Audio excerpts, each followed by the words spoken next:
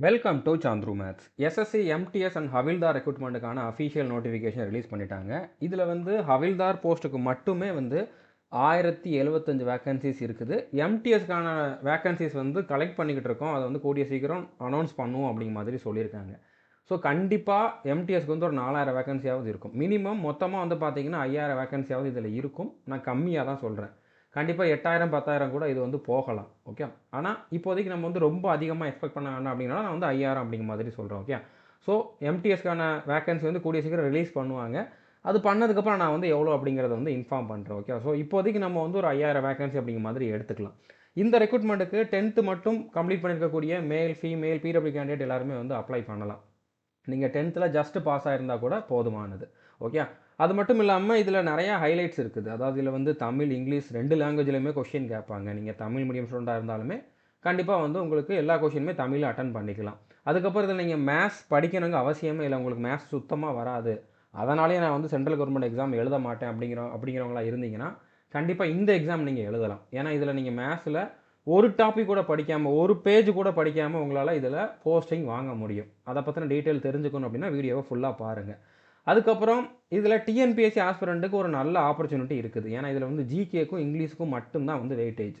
Okay, அந்த 2 சப்ஜெக்ட்டில் நீங்கள் எவ்வளோ மார்க் எடுக்கிறீங்களோ அதை வச்சு அவங்களோட ஃபைனல் செலெக்ஷன் இருக்கும். ஸோ நீங்கள் ஒரு டிஎன்பிஎஸ்சி ஆஸ்பிரண்ட்னா ஜிகேல கண்டிப்பாக ஸ்ட்ராங்காக இருப்பீங்க. ரொம்ப நாள் டிஎன்பிஎஸ்சிக்கு படிச்சிருந்தீங்க அப்படின்னா, இல்லைனா இப்போ படிச்சுக்கிட்டு இருக்கீங்க அப்படின்னா கண்டிப்பாக நீங்கள் ஸ்கூல் புக்கு ஃபுல்லாகவே படிச்சிருந்தாலே ஜிஎஸ்சில் நல்லா ஸ்ட்ராங்காக இருப்பீங்க. ஸோ அடுத்து இன்னும் இருக்கக்கூடிய ஒரு 80 நாளில் இங்கிலீஷ்க்கு மட்டும் கொஞ்சம் ஃபோக்கஸ் பண்ணி படிச்சிங்க அப்படின்னா, நம்ம சொல்கிறத மட்டும் ஃபாலோ பண்ணிங்க அப்படின்னா அதுலேயும் நீங்கள் நல்ல மார்க் எடுக்க முடியும். கண்டிப்பாக உங்களால் போஸ்டிங் வாங்க முடியும்.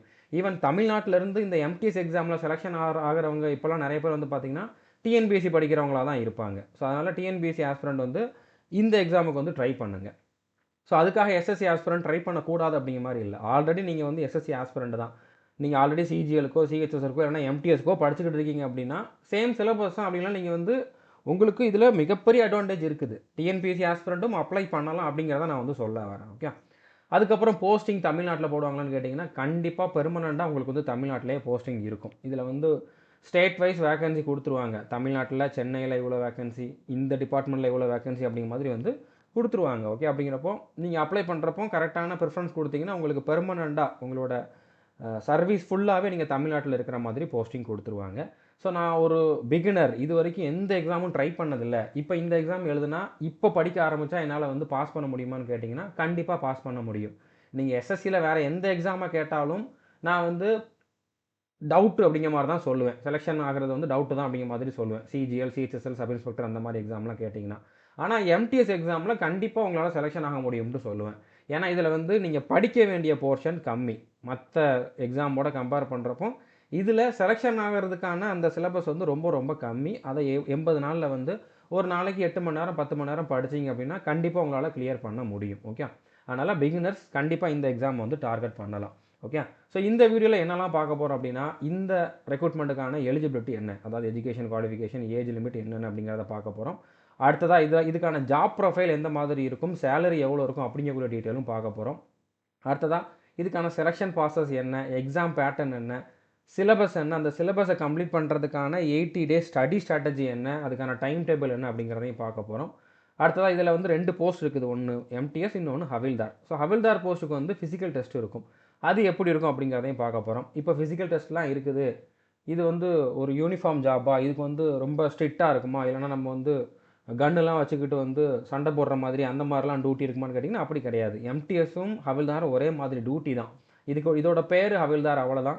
ஃபிசிக்கல் டெஸ்ட் இருக்குது அப்படின்னாலும் ரொம்ப கஷ்டமாக இருக்கும் அப்படிங்கிற மாதிரிலாம் நினைக்க வேண்டாம். ரொம்ப சிம்பிளாக தான் இருக்கும். நீங்கள் கண்ணாடி போட்டிருந்தாலும் எலிஜிபிள் தான். ஸோ என்ன அப்படிங்கிறத நீங்கள் வீடியோ ஃபுல்லாக பார்த்தாலே தெரியும். நீங்கள் எல்லாருமே 2 போஸ்ட்டுக்குமே அப்ளை பண்ணலாம். ஈவன் பிடபிள்யூ கேண்டிடேட் மாற்றுத்திறனாளிகளுமே இந்த ஹவில்தார் போஸ்ட்டுக்கு எலிஜிபிளாக தான் இருப்பீங்க. ஓகே, ஸோ பிடபிள்யூக்கு என்னென்ன எலிஜிபிலிட்டி இருக்குது அப்படிங்கிறதையுமே நம்ம இந்த வீடியோவில் பார்க்க போகிறோம். கண்டிப்பாக நான் எல்லா டீட்டெயிலும் கொடுக்குறேன், டைம் டேபிளும் கொடுக்குறேன். அப்படின்னால வீடியோ லென்த்தாக தான் இருக்கும். ஆனால் இந்த ஒரு வீடியோ பார்த்ததுக்கப்புறம் நீங்கள் வேறு எதையுமே யோசிக்காமல் உங்களோட ப்ரிப்பரேஷனை ஸ்டார்ட் பண்ணிடலாம். உங்களுக்கு எந்த டவுட்டுமே இருக்காது. அதனால் வீடியோவை ஸ்கிப் பண்ணாமல் ஃபுல்லாக பாருங்கள். ஓகே, இப்போது இதில் நம்ம ஸ்டூடெண்ட்ஸ் நிறைய பேர் இது வரைக்கும் செலெக்ஷன் ஆகிருக்காங்க. ஸோ இதெல்லாம் உங்களை மோட்டிவேட் பண்ணுறதுக்காக நான் கொடுத்துருக்கேன். செலெக்ஷன் ஆக முடியுமா, தமிழ்நாட்டிலேருந்து பாஸ் பண்ண முடியுமா, அதுக்கப்புறம் ஆன்லைனில் மட்டும் படித்து பாஸ் பண்ண முடியுமான்னு நீங்கள் கேட்குற எல்லா கொஷினுக்குமே இதுதான் ஆன்சர். ஓகே, 1, 2 இல்ல. இன்னும் நெறைய பேர் இருக்காங்க. ஓகே. ஸோ நெறைய பேர் வந்து நம்ம ஸ்டூடண்ட்ஸ் வந்து செலக்ஷன் ஆயிருக்காங்க. ஒவ்வொரு வருஷமுமே வந்து பார்த்தீங்கன்னா, வர்ற ரிசல்ட்டில நம்ம ஸ்டூடண்ட்ஸ் வந்து செலக்ஷன் ஆகிக்கிட்டே தான் இருக்காங்க. ஸோ இன்னும் நெறைய பேர் இருக்காங்க. ஓகே. இன்னும் நெறைய எக்ஸாம்ல படிச்சவங்க, அதாவது நெறைய எக்ஸாம்ல செலக்ஷன் ஆனவங்க, நம்மளோட ஆன்லைன் கோர்ஸ்ல படிச்சவங்களே வந்து நெறைய பேர் இருக்காங்க. நம்ம சேனல்ல போஸ்ட்டுன்னு சொல்லி ஒரு ஆப்ஷன் இருக்கும். அதில பார்த்தீங்கன்னா, 1500க்கும் மேல செலக்ஷன் ஆனவங்களோட லிஸ்ட் குடுத்துருப்பேன். அத நீங்க ஒன் பை ஒன்னா பார்த்துக்கோங்க. உங்களுக்கு டவுட் இருந்தா பார்த்துக்கோங்க. ஓகே. ஸோ இப்போ இதுக்கான நோட்டிஃபிகேஷன் ஓப்பன் ஆயிருச்சு. அப்ளிகேஷனும் ஓப்பன் ஆயிருச்சு. ஓகே. அதாவது 26/6/2025லேருந்து 24/7/2025 வரைக்கும் நீங்க வந்து அப்ளை பண்ணிக்கலாம். அப்ளை பண்றப்போ எதுவும் மிஸ்டேக் பண்ணிட்டீங்க அப்படின்னா, அதுக்கான கரெக்ஷன் விண்டோ ஓப்பன் ஆகும். அது 29/7லேருந்து 31/7 வரைக்கும் ஓப்பன்ல இருக்கும். அந்த டைம்ல நீங்க கரெக்ஷன் பண்ணிக்கலாம். பட் கரெக்ஷன் பண்றதுக்கு எக்ஸ்ட்ரா அமௌண்ட் பே பண்ற மாதிரி இருக்கும். அதனால நீங்க ஃபர்ஸ்ட் டைம் அப்ளை பண்றப்பவே பொறுமையா, கரெக்ட்டா, தெளிவா அண்டர்ஸ்டாண்ட் பண்ணிட்டு அப்ளை பண்ணுங்க. நான் எப்படி அப்ளை பண்ணணும் அப்படிங்கக்கூடிய வீடியோ போடுறேன். அந்த வீடியோ பார்த்துட்டே நீங்க வந்து அப்ளை பண்ணுங்க. அடுத்தது எக்ஸாம் டேட்டுமே சொல்லிட்டாங்க. செப்டம்பர் 20ஆம் தேதி ஸ்டார்ட் ஆகும் அப்படின்ட்டு. ஸோ இன்னும் உங்ககிட்ட வந்து 84 நாள் கிட்ட இருக்குது. ஓகே. நான் 80 நாளுக்கான டைம் டேபிள் தான் குடுக்க போறேன். இனிமேலும் நீங்க லேட் பண்ணீங்க அப்படின்னா, இதில செலக்ஷன் ஆகுறது கஷ்டம். இப்போவாவது படிக்க ஆரம்பிச்சீங்க அப்படின்னா, கண்டிப்பா உங்களால செலக்ஷன் ஆக முடியும். ஸோ செப்டம்பர் 20ஆம் தேதியிலிருந்து அக்டோபர் 24 வரைக்கும் நடக்கப் போகுது. பட் உங்களுக்கு அதில என்னைக்கு இருக்கும் அப்படிங்கிறத இப்பவே உங்களால சொல்ல முடியாது. ஒருவேள இதில அக்டோபர் மந்த்ல 20, 24ஆம் தேதி கிட்டலாம் யாருக்கெல்லாம் எக்ஸாம் இருக்குதோ, அவங்களுக்கெல்லாம் இன்னும் லக்கு தான். இன்னும் அவங்களுக்கு 1 மந்த் கிட்ட டைம் கிடைக்கும் எக்ஸ்ட்ராவா. ஓகே. பட் இப்போதைக்கு எல்லாருக்குமே 20ஆம் தேதி 20 செப்டம்பர்ல ஸ்டார்ட் ஆகுது அப்படிங்கிற மாரியே எடுத்துக்கோங்க. உங்க கையில 80 நாள் தான் இருக்குது அப்படிங்கிற மாரி எடுத்துக்கிட்டு நீங்க ப்ரிப்பேர் பண்ணுங்க. கடைசியில உங்களோட எக்ஸாம் டேட்ட வச்சு, இன்னும் எக்ஸ்ட்ரா டைம் கிடைக்குதா இல்லையா அப்படிங்கிறத நீங்க தெரிஞ்சுக்கலாம். ஸோ எக்ஸாம் டேட் வந்து பின்னால வரணும்னா, நான் வந்து கடைசியா அப்ளை பண்ணோம்னா பின்னால வருமான்னு கேட்டீங்கன்னா, அப்படி கிடையாது. ரேண்டமா தான் உங்களுக்கு வந்து எக்ஸாம் டேட் வந்து ஃபிக்ஸ் பண்ணுவாங்க. அப்படினால நான் வந்து பொறுமையா கடைசியில ஒரு 2 நாள் இருக்கிறப்ப அப்ளை பண்றோம்னு நெனச்சீங்க அப்படின்னா, கடைசி 1 வாரம் வந்து அப்ளை பண்றதே கஷ்டம். ஓகே. வெப்சைட் வந்து ப்ராப்ளம் வந்துகிட்டே இருக்கும் வெப்சைட்ல. அப்ளை பண்ண முடியாம கூட போகலாம். அப்படினால நீங்க வந்து அந்த ரிஸ்க்க மட்டும் எடுத்துறாதீங்க. முடிஞ்ச அளவு சீக்கிரமா அப்ளை பண்ணிருங்க. நீங்க அப்ளை பண்ற அப்ளிகேஷன் ப்ராசஸ்ல எதுவும் டவுட் இருக்குது அப்படின்னா, இந்த டோல் ஃப்ரீ நம்பருக்கு வந்து கால் பண்ணி கேட்டுக்கலாம். நான் போடுற வீடியோ பாருங்க போதுமானது. உங்களுக்கு எந்த டவுட்டுமே வராது. ஓகே. இப்போ இதுக்கான எக்ஸாமுக்குன்னு எவ்வளோ டைம் அவைலபிளா இருக்குது அப்படின்னு பார்த்தீங்கன்னா, இப்போ ஜூன் மந்த்ல ஒரு 4 நாளு, ஜூலை, ஆகஸ்ட் மந்த் ஃபுல்லா இருக்குது. செப்டம்பர் 20 தான் எக்ஸாம் ஸ்டார்ட் ஆகுது. அப்போ செப்டம்பர் 19 வரைக்கும் டைம் இருக்குது. மொத்தமா 85 நாள் கிட்ட வந்து உங்ககிட்ட டைம் இருக்குது. ஓகே. ஸோ இந்த டைம் வந்து நீங்க கரெக்ட்டா யூட்டிலைஸ் பண்ணீங்க அப்படின்னா, கன்ஃபார்மா உங்களால வந்து இதில செலக்ஷன் ஆக முடியும். இன்னும் இந்த டேட் கொஞ்சம் போஸ்ட்போன்ட் ஆச்சு அப்படின்னா, இன்னும் உங்களுக்கு நல்லா பிராக்டிஸ் பண்ணி, இன்னும் உங்களோட ஸ்கோர பூஸ்ட் பண்றதுக்கு டைம் இருக்குது. ஓகே. கண்டிப்பா இந்த டேட் முன்னாலலாம் வராது. செப்டம்பர் 20க்கு முன்னாலலாம் எக்ஸாம் வராது. செப்டம்பர் கடைசியில, அக்டோபர்ல அந்த மாதிரி தள்ளி போறதுக்கு கூட சான்ஸ் இருக்குது. பட் அந்த மாதிரி நீங்க இப்போதைக்கு நெனைக்க வேண்டாம். சொன்ன டேட்ல நடத்துவாங்க அப்படிங்கிற மாரி எடுத்துக்கிட்டே படிக்க ஆரம்பிங்க. ஓகே. இப்போ இதுக்கான ஏஜ் லிமிட் என்ன அப்படின்னா 2 விதமா இருக்குது. இதில வந்து 2 விதமா ஒரு சில போஸ்ட்டுக்கு இந்த மாதிரி ஏஜ் இருக்கணும், இந்த மாதிரி ஏஜ் இருக்கணும் அப்படிங்கிற மாதிரி 2 விதமா குடுப்பாங்க. 18லேருந்து 25க்குள்ள, 18லேருந்து 27க்குள்ள அப்படின்ட்டு. ஸோ மேக்ஸிமம் ஏஜ் என்ன அப்படிங்கிறத நம்ம பார்க்கலாம். அதாவது இந்த ஏஜுக்குள்ள இருக்கிறவங்க அப்ளை பண்ணலாம் அப்படிங்கக்கூடிய மேக்ஸிமம் ஏஜ் லிமிட்ட வந்து பார்க்கலாம். யூஆர், இடபிள்யூஎஸ்னா நீங்க 18லேருந்து 27 வயசுக்குள்ள இருக்கணும். அதே மாரி எஸ்சி, எஸ்டினா 18லேருந்து 32 வயசுக்குள்ள இருக்கணும். ஸோ அந்த கேட்டகரிய தவிர, இன்னும் நெறைய கேட்டகரி இருக்குது. ஓகே. தமிழ்நாடு கவர்மெண்ட்ல நீங்க வந்து அப்ளை பண்றப்போ, நீங்க வந்து எம்பிசியா இருப்பீங்க, பிசியா இருப்பீங்க, அதே மாதிரி பிசி முஸ்லீமா இருப்பீங்க. ஸோ அந்த மாதிரி டிஎன்சி அந்த மாரி நெறைய கேட்டகரில இருந்திருப்பீங்க. அந்த எல்லா கேட்டகரியுமே வந்து சென்ட்ரல் கவர்மெண்ட்டுக்கு வர்றப்போ ஓபிசிங்கிற ஒரே கேட்டகரிக்குள்ள வந்துரும். ஸோ நீங்க ஜெனரல், எஸ்சி, எஸ்டி இத தவிர்த்து ஒரு ஒரு கேட்டகரில இருக்கீங்க தமிழ்நாடு கவர்மெண்ட்ல அப்படின்னா, நீங்க சென்ட்ரல் கவர்மெண்ட்டுக்கு வர்றப்போ ஓபிசிங்கிற கேட்டகரிக்குள்ள தான் வருவீங்க. நீங்க ஓபிசி கேட்டகரில தான் அப்ளை பண்ணணும். ஸோ நீங்க ஓபிசி சர்டிஃபிகேட்டும் வாங்கிக்கோங்க. அது நம்ம ஊர்ல தாலுகா ஆஃபீஸ்லயே வந்து குடுப்பாங்க. அதுக்காக நீங்க வேற எங்கேயும் போக வேண்டாம். ஓகே.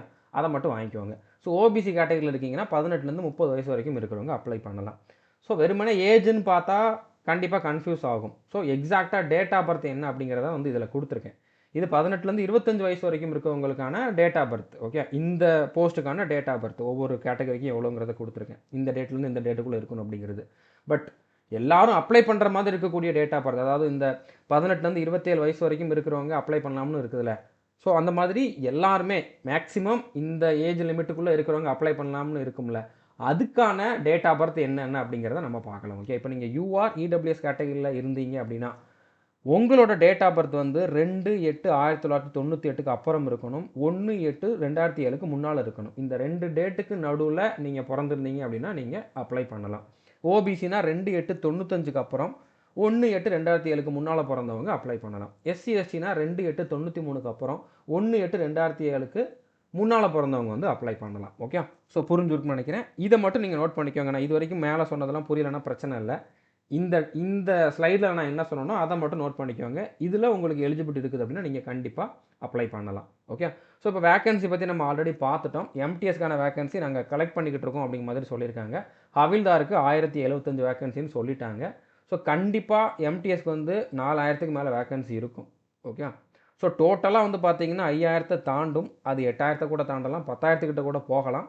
பட் 5000க்கு மேலே இருந்தாலும் இது நல்ல வேகன்சி தான். ஸோ போஸ்டிங் வந்து நான் ஆல்ரெடி சொன்ன மாதிரி உங்களுக்கு பெர்மனெண்ட்டாக தமிழ்நாட்டிலே போட்டுருவாங்க. ஓகே, இப்போ ஹவில்தாருக்கு ஒவ்வொரு டிபார்ட்மெண்ட்லையும் எவ்வளோ வேகன்சி இருக்குது அப்படிங்கிறத கொடுத்துருக்காங்க. ஸோ இதில் வந்து பார்த்தீங்கன்னா சென்னை சிஜிஎஸ்டி ஹவில்தாருக்கு வந்து 32 வேகன்சி இருக்குது. ஓகே, அந்த மாதிரி ஒவ்வொரு டிபார்ட்மெண்ட்லையும் எவ்வளோ இருக்குது அப்படிங்கிறத கொடுத்துருக்காங்க. நீங்கள் வீடியோ பாஸ் பண்ணிட்டு பார்த்துக்கலாம். மொத்தமாக 1075 வேகன்சி இருக்குது. இது அப்ளை பண்ணுறப்போ உங்களுக்கு எந்தெந்த போஸ்ட்டுக்கு அப்ளை பண்ணணும், எந்தெந்த போஸ்ட்டுக்கு ப்ரிஃபரன்ஸ் கொடுக்கணும் அப்படிங்கிறது தேவைப்படும். அப்ளை பண்ணுற வீடியோ போடுறப்போ நான் இதை பற்றி தெளிவாக சொல்கிறேன். எந்த மாதிரி ப்ரிஃபரன்ஸ் கொடுக்கணும் அப்படிங்கிறத வந்து நான் தெளிவாக சொல்கிறேன். ஓகே, ஸோ அடுத்ததாக இதுக்கான எஜுகேஷன் குவாலிஃபிகேஷன் நான் ஆல்ரெடி சொன்னது தான். 10th ஜஸ்ட் பாஸ் பண்ணியிருந்தால் போதுமானது. அதுவும் 1/8/2025 இந்த டேட்டுக்கு முன்னால் பாஸ் பண்ணியிருந்தால் போதுமானது. இப்போ தான் 10th பாஸ் பண்ண அப்ளை பண்ணலாமான்னா உங்களுக்கு அந்த ஏஜ் இருக்குது, 18 வயசு கம்ப்ளீட்டாக இருக்குது அப்படின்னா நீங்கள் அப்ளை பண்ணலாம். பட் ஏஜ் இல்லைனா நீங்கள் அப்ளை பண்ண முடியாது. ஸோ அந்த ஏஜும் இருக்கணும், 10th கம்ப்ளீட் பண்ணிருக்கணும். அந்த மாதிரி இருக்குதுன்னா நீங்கள் வந்து அப்ளை பண்ணலாம். ஓகே, அடுத்ததாக இதுக்கான அந்த பிடபிள்யூ கேண்டிடேட்டுக்கான எலிஜிபிலிட்டி என்ன அப்படிங்கிறத வந்து நம்ம பார்க்கணும். இப்போ நீங்கள் வந்து மாற்றுத்திறனாளி அப்படின்னா உங்களோட பிடபிள்யூ சர்டிஃபிகேட்டில் வந்து இந்த மாதிரி தான் கொடுத்துருப்பாங்க. பிளைண்டு, லோ விஷன், டெஃப் அந்த மாதிரி கொடுத்துருப்பாங்க. ஸோ அதை வந்து ஷார்ட்டாக எப்படி சொல்லுவாங்க அப்படின்னா, இப்போ பிளைண்டை பின்னு சொல்லுவாங்க, லோ விஷன்னா எல்வி அப்படிங்கிற மாதிரி குறிப்பிடுவாங்க. ஓகே, போத் ஆர்ம்ஸ் அஃபெக்டட் அப்படின்னா பிஏ அப்படிங்கிற மாதிரி. ஸோ உங்களோட டிசேபிலிட்டியை வந்து இப்படி ஷார்ட்டாக எப்படி சொல்கிறாங்க அப்படிங்கிறத நீங்கள் நோட் பண்ணிக்கோங்க. வீடியோ பாஸ் பண்ணிட்டு நோட் பண்ணிக்கோங்க. ஓகே, ஸோ நோட் பண்ணிவிட்டு இந்த ஸ்லைடில் வந்து நீங்கள் பார்த்துக்கலாம். அதாவது எம்டிஎஸ் போஸ்ட்டுக்கு இந்த கேட்டகரியில் இருக்கவங்கலாம் வந்து eligible. Okay, B, LV, D, HH, OA, BA. அடுத்ததாக இதில் 2-3 டிசேபிலிட்டி சேர்ந்து இருக்குது அப்படின்னாலும் நீங்கள் எலிஜிபிள். ஹவில்தார் போஸ்ட்டுக்கும் பிடபிள்யூ கேண்டிடேட் எலிஜிபிள்னு சொல்லியிருந்தேன். அதில் எந்தெந்த கேட்டகரியில் இருக்கவங்க எலிஜிபிள் அப்படிங்கிறத இங்கே கொடுத்துருக்காங்க. ஹெச்ஹெச், ஓஏ, ஓஎல், ஓஏஎல் இந்த மாதிரி கேட்டகரி. இதில் 1-2 சேர்ந்து இருக்குது. அதாவது எனக்கு வந்து ஹெச்ஹெச் கேட்டகரியும் வரும், ஓஏவும் வரும் அப்படின்னா நீங்கள் எலிஜிபிள் தான். ஓகே, ஸோ புரிஞ்சுருக்குன்னு நினைக்கிறேன். அடுத்தது இதுக்கான அப்ளிகேஷன் ஃபீஸ் வந்து 100 ரூபா பே பண்ணணும். அதுவும் நீங்கள் வந்து ஃபீமேல் கேண்டிடேட் இல்லைனா எஸ்சி எஸ்டி கேண்டிடேட் இல்லைனா பிடபிள்யூ கேண்டிடேட்டாக இருந்தீங்க அப்படின்னா நீங்கள் ஃபீஸ் பே பண்ண வேண்டாம், ஃப்ரீயாகவே அப்ளை பண்ணிக்கலாம். அப்போ யார் தான் பே பண்ணணும் அப்படின்னா யூஆர், இடபிள்யூஎஸ், ஓபிசி இந்த 3 கேட்டகரியில் இருக்கக்கூடிய மேல் கேண்டிடேட் மட்டும்தான் வந்து 100 ரூபா பே பண்ணுற மாதிரி இருக்கும். ஓகே, எக்ஸாம் சென்டர் தமிழ்நாட்டில் போடுவாங்கன்னா கண்டிப்பாக தமிழ்நாட்டிலே போடுவாங்க. உங்கள் ஊர் பக்கத்தில் இருக்கக்கூடிய ஏதாச்சும் ஒரு சிட்டியில் வந்து எக்ஸாம் சென்டர் இருக்கும். சென்னை, கோயம்புத்தூர், மதுரை, சேலம், திருச்சி, திருநெல்வேலி, வேலூர், கிருஷ்ணகிரி, பாண்டிச்சேரி இந்த சிட்டிலெல்லாம் வந்து ஜென்ரலாகவே வந்து எக்ஸாம் சென்டர் வந்து கொடுப்பாங்க. ஸோ உங்கள் ஊர் பக்கத்துலேயே நீங்கள் வந்து எக்ஸாம் அட்டன் பண்ணிக்கலாம். ஓகே, இப்போ இதுக்கான ஜாப் நேச்சர், டியூட்டிஸ் என்னென்ன மாதிரி இருக்கும் அப்படிங்கிறத வந்து பார்க்கலாம். ஓகே, ஸோ இப்போ இது வந்து எம்டிஎஸ் அப்படின்னா வந்து மல்டி டாஸ்கிங் ஸ்டாஃப். ஹவில்தாருக்குமே வந்து பார்த்தீங்கன்னா சேம் ப்ரொஃபைல் தான், சேம் டியூட்டி தான் இருக்கும். ஓகே, ஸோ மல்டி டாஸ்கிங் ஸ்டாஃப்னா அப்போ நிறையா வேலை வந்து பார்ப்பாங்களா அப்படிங்கிற மாதிரி கேட்டிங்கன்னா அதுதான் மீனிங். அதுக்காக எப்போவுமே பிஸியாக இருக்கக்கூடிய வேலை கிடையாது. மேக்ஸிமம் டைம் வந்து சும்மா தான் இருப்பாங்க. ஓகே, ஸோ இப்போ வந்து ஒரு ஆஃபீஸில் உங்களுக்கு போஸ்டிங் போட்டிருக்காங்க அப்படின்னா சென்ட்ரல் கவர்மெண்ட்டில் நிறையா டிபார்ட்மெண்ட் இருக்குது. அதில் ஏதாச்சும் ஒரு டிபார்ட்மெண்ட்டில் உங்களுக்கு போஸ்டிங் போடுவாங்க. ஸோ அந்த டிபார்ட்மெண்ட்டில் ஒரு பர்டிகுலர் ஆஃபீஸில் உங்களுக்கு வந்து போஸ்டிங் இருக்கும். ஓகே, ஸோ அந்த ஆஃபீஸை ஓப்பன் பண்ணுறது, அந்த ஆஃபீஸை க்ளோஸ் பண்ணுறது, இது எம்டிஎஸுக்கும் இருக்கும். அதே டிபார்ட்மெண்ட்டில் இருக்கக்கூடிய எல்டிசி, யூடிசி அப்படிங்கிற மாதிரி ரேங்கில் இருக்கவங்களுக்கும் இந்த டியூட்டி இருக்கும். ஓகே, அடுத்ததாக உங்களை ஒரு செக்ஷனில் வந்து போட்டிருப்பாங்க. அந்த செக்ஷனில் இருக்கக்கூடிய ஃபைல்ஸ் எல்லாம் மெயின்டைன் பண்ணுறது, பேஜ் நம்பர் போடுறது, கரெக்டாக ஒரு ஃபைலை ஒரு இடத்துல வைக்கிறது, அதை வந்து கேட்குறப்போ எடுத்து கொடுக்குறது, நியூ ஃபைல் ஓப்பன் பண்ணுறது, ஓல்டு ஃபைல் முடிஞ்சிருச்சுன்னா நியூ ஃபைல் ஓப்பன் பண்ணுறது, ரிஜிஸ்டர் மெயின்டைன் பண்ணுறது, உங்கள் டிபார்ட்மெண்ட்டில் அதாவது உங்களோட செக்ஷனில் இருந்து ஒரு மெசேஜ் வந்து இன்னொரு செக்ஷனுக்கு பாஸ் பண்ணுறது அப்படின்னா உங்கள் மூலமாக தான் பாஸ் பண்ணுவாங்க. ஒரு ஃபைலை எடுத்துகிட்டு போகிறது, அந்த ஃபைலை இன்னொருத்தர்கிட்ட கொண்டு போய் கொடுத்து சைன் வாங்குறது, ஸோ டாக்குமெண்ட்ஸை வந்து ஒரு இடத்துல இன்னொரு இடத்துக்கு மூவ் பண்ணுறது, அதுக்கப்புறம் ஃபேக்ஸ் அனுப்புறது, போஸ்ட் அனுப்புறது, மெயில் வந்திருக்குன்னா அந்த மெயிலை வந்து பிரிண்ட் அவுட் எடுத்து கொடுத்தாங்கன்னா அதை வந்து ஒரு இடத்துலேருந்து இன்னொரு இடத்துக்கு வந்து கொண்டு போகிறது. ஸோ இந்த மாதிரி வேலைகள் இருக்கும். உங்களுக்கு கம்ப்யூட்டர் நாலேஜ் இருக்குது அப்படின்னா கம்ப்யூட்டர் ரிலேட்டடாகவும் வந்து உங்களுக்கு ஒர்க் கொடுப்பாங்க. ஓகே, ஸோ அதுக்கப்புறம் அந்த அந்த செக்ஷனில் இருக்கக்கூடிய சீனியர் ஆஃபீஸர்ஸ் என்னென்ன வேலைலாம் பார்க்க சொல்கிறாங்களோ அதெல்லாம் நீங்கள் வந்து பார்க்குற மாதிரி இருக்கும். ரொம்ப பிஸியாக இருக்கக்கூடிய வேலைலாம் இல்லை. ஓகே, எம்டிஎஸை பொறுத்த வரைக்கும் 8 மணி நேரத்துக்கிட்ட டியூட்டி இருக்குது அப்படின்னா அதில் ஒரு 2 மணி நேரம் 3 மணி நேரம் தான் வேலையே இருக்கும். மற்ற டைமில் வந்து ஃப்ரீயாக தான் இருப்பீங்க, மொபைல் யூஸ் பண்ணலாம். ஸோ அப்படின்னா நீங்கள் வந்து வேறு எக்ஸாமுக்கு படிக்கிறதா இருந்தால் இந்த வேலைக்கு போயிட்டு நீங்கள் வந்து படிக்கலாம். இதை நீங்கள் ஒரு ஃபஸ்ட்டு ஸ்டெப்பாக எடுத்துக்கலாம். ஓகே, நிறைய பேர் ஈவன் நம்ம கோர்ஸில் டீச் பண்ணியிருக்கக்கூடிய மனோஜ் சார் வந்து பார்த்தீங்கன்னா எம்டிஎஸ்ஸாக தான் ஃபஸ்ட்டு இருந்தார். இப்போ அவர் சிஜிஎல் எக்ஸாம் கிளியர் பண்ணி இன்கம் டேக்ஸ் இன்ஸ்பெக்டராக இருக்கார். நீங்கள் நிறைய பேர் எடுத்துக்கிட்டிங்கன்னா இப்போ எஸ்எஸ்சியில் சிஜிஎல் எக்ஸாம் கிளியர் பண்ணி பெரிய பெரிய ரேங்குக்கு இன்ஸ்பெக்டர் ரேங்குக்குலாம் போகிறவங்கள பார்த்தீங்கன்னா நிறைய பேர் ஃபஸ்ட்டு எம்டிஎஸ் எக்ஸாம் கிளியர் பண்ணிவிட்டு அதில் கொஞ்ச நாள் ஒர்க் பண்ணிக்கிட்டே படித்தவங்களாக தான் இருப்பாங்க. அதனால் இதில் இருந்துக்கிட்டு நீங்கள் யூபிஎஸ்சி எக்ஸாம் கூட டார்கெட் பண்ணலாம். உங்களுக்கு திறமை இருக்குது அப்படின்னா இதை ஒரு ஃபஸ்ட்டு ஸ்டெப்பாக எடுத்துக்கிட்டு ஒரு ஃபினான்ஷியல் சப்போர்ட் தேவை. ஓகே, ஸோ அதுக்காக நீங்கள் இந்த ஜாபில் போயிட்டு வேறு எக்ஸாமுக்கு படிக்கலாம். ஓகே, டைம் கண்டிப்பாக கிடைக்கும். ஸோ இதில் வந்து ஒர்க்கிங் டேஸ் வந்து பார்த்திங்கன்னா வாரத்தில் 5 நாள் தான் இருக்கும். மேக்ஸிமம் டிபார்ட்மெண்ட்டில் வந்து 5 நாள் தான் இருக்கும். ஒரு சில டிபார்ட்மெண்ட்டில் வந்து பார்த்திங்கன்னா சாட்டர்டேவும் ஒர்க் பண்ணுற மாதிரி இருக்கும். ஸோ வாரத்தில் உங்களுக்கு 2 நாள் இல்லைன்னா 1 நாள் லீவ் வந்துடும்.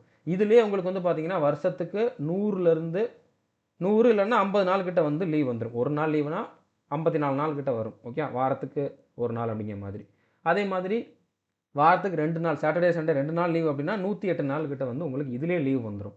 ஓகே, ஒரு நாளைக்கு 8.5 மணி நேரத்துக்கிட்ட தான் வேலை பார்க்க போகிறீங்க.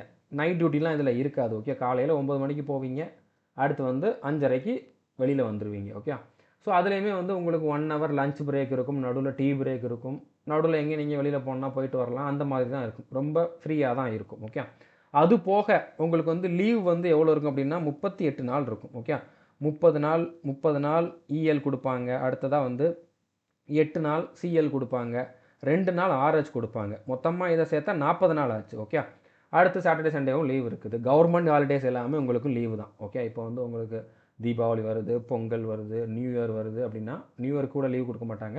பட் தீபாவளி, பொங்கல், அதுக்கப்புறம் ரம்ஜான் அந்த மாதிரி முக்கியமான பண்டிகைகள் வர்றப்பம்லாம் வந்து பார்த்திங்கன்னா உங்களுக்கும் லீவ் விட்டுருவாங்க. ஓகே, ஸோ இதெல்லாம் சேர்த்து பார்க்குறப்போ கிட்டத்தட்ட ஒரு 100லேருந்து 150 நாள் கிட்ட வருஷத்தில் உங்களுக்கு லீவ் இருக்குது. டெய்லி வந்து உங்களுக்கு ஒரு 6 மணி நேரம் 7 மணி நேரம் எக்ஸ்ட்ரா கிடைக்கும் படிக்கிறதுக்கு இந்த டியூட்டி டைம் போக.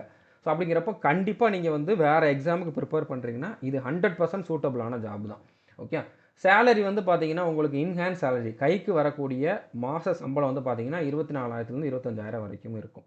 ஓகே, நீங்கள் கவர்மெண்ட் குவார்ட்டர்ஸில் இருக்கீங்க அப்படின்னா, ஒருவேளை குவார்ட்டர்ஸ் இல்லை வெளியில் வீடு எடுத்துருக்கீங்கன்னா அதுக்கு ஒரு 5,000 6,000 கிட்ட உங்களுக்கு கொடுப்பாங்க எக்ஸ்ட்ராவாக. ஓகே, அதை சேர்க்காம தான் நான் சொல்லியிருக்கேன். இது ஒவ்வொரு வருஷமும் இன்க்ரிமெண்ட் ஆகும்.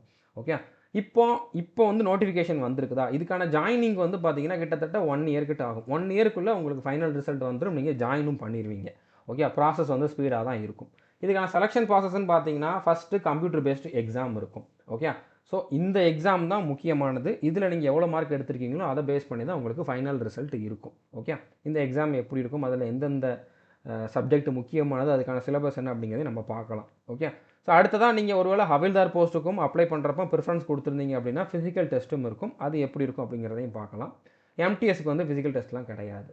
அதுக்காக தனித்தனியாக அப்ளை பண்ணணும்ட்டு இல்லை, ஒரே அப்ளிகேஷன் தான். அதில் வந்து நீங்கள் 2 போஸ்ட்டுக்குமே சேர்த்து அப்ளை பண்ணிக்கலாம். அப்ளை பண்ணுற வீடியோ போடுறப்போ நான் தெளிவாக சொல்கிறேன். அடுத்து ஃபைனல் ரிசல்ட் ரிலீஸ் பண்ணுவாங்க. இந்த எக்ஸாமில் எவ்வளோ மார்க் எடுத்தீங்களோ அதை பேஸ் பண்ணி ஃபைனல் ரிசல்ட் வந்து ரிலீஸ் பண்ணுவாங்க. அடுத்ததாக டாக்குமெண்ட் வெரிஃபிகேஷன், நீங்கள் எந்த டிபார்ட்மெண்ட்டில் செலெக்ஷன் ஆனீங்களோ அந்த டிபார்ட்மெண்ட்டில் கண்டக்ட் பண்ணுவாங்க. டாக்குமெண்ட் வெரிஃபிகேஷன் முடிஞ்ச உடனே நீங்கள் ஜாயின் பண்ணுற மாதிரி இருக்கும். ஓகே, இப்போ எக்ஸாம் பேட்டர்ன் எப்படி இருக்கும் அப்படின்னு பார்த்தீங்கன்னா இதில் 2 செஷன். இது வந்து ஆன்லைனில் கம்ப்யூட்டரில் நீங்கள் வந்து அட்டன் பண்ணுற மாதிரி தான் இருக்கும். ஓகே, இதில் செஷன் 1 வந்து அந்த அளவுக்கு முக்கியம் கிடையாது.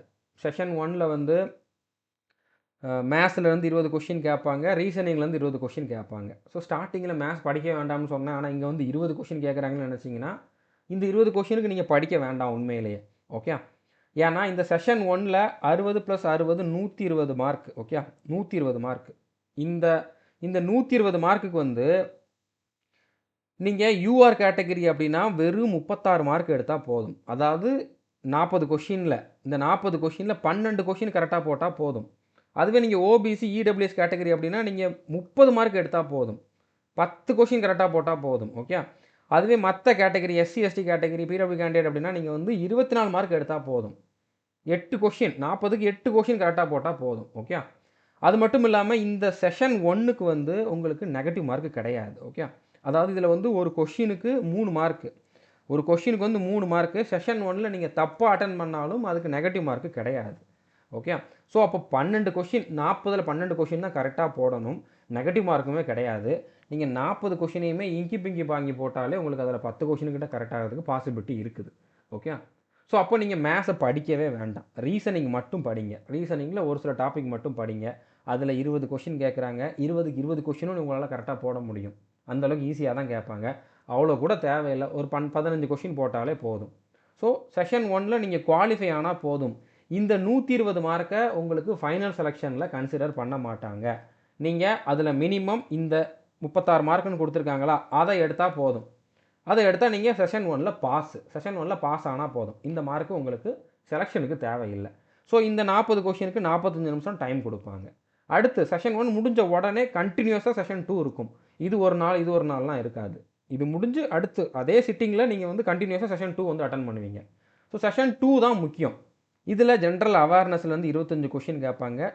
இங்கிலீஷில் இருந்து 25 கொஷின் கேட்பாங்க. ஸோ மொத்தமாக வந்து 50 கொஷின் கேட்பாங்க. ஓகே. இந்த 50 கொஷின் தான் ரொம்ப ரொம்ப முக்கியமானது. இதில் ஒரு கொஷினை கரெக்டாக அட்டன் பண்ணிங்க அப்படின்னா 3 மார்க்கு, தப்பாக அட்டன் பண்ணிங்கன்னா 1 மார்க்கு மைனஸ் ஆகும். இதில் நெகட்டிவ் மார்க் உண்டு. ஸோ மொத்தமாக உங்களுக்கு வந்து 75 + 75 150 மார்க்குக்கு வந்து இந்த செஷன் 2 இருக்கும். இதுக்குமே வந்து 45 நிமிஷம் டைம் கொடுப்பாங்க. டைம்லாம் உங்களுக்கு தாராளமாக இருக்கும். 50 கொஷினுக்கு 45 நிமிஷம் அப்படிங்கிறப்போ இதில் உங்களுக்கு டைம் எடுக்கிற கொஷின்லாம் இருக்காது. பார்த்தோன்னே ஆன்சர் பண்ணுற மாதிரி தான் இருக்கும். ஸோ டைம்லாம் ஒன்றும் பிரச்சனை இல்லை. நீங்கள் ஓரளவு ப்ராக்டிஸ் பண்ணாலே டைம் மேனேஜ் பண்ணிடலாம். ஓகே.